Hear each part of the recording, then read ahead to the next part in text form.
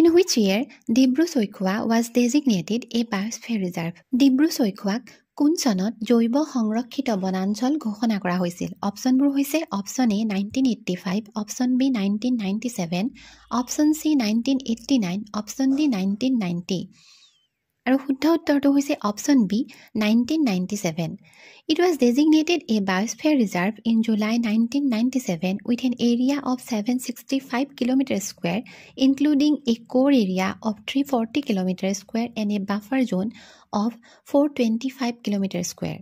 ডিব্ৰু-চৈখোৱাক 1997 চনৰ জুলাই মাহত জৈৱ সংৰক্ষিত বনাঞ্চল ঘোষণা কৰা হৈছিল আৰু ইয়াৰ টোটেল এৰিয়াটো হৈছে 765 বৰ্গ কিলোমিটাৰ। তাৰে 340 বৰ্গ কিলোমিটাৰ হৈছে কোৰ এৰিয়া আৰু লগতে 425 বৰ্গ কিলোমিটাৰ হৈছে বাফাৰ জোন।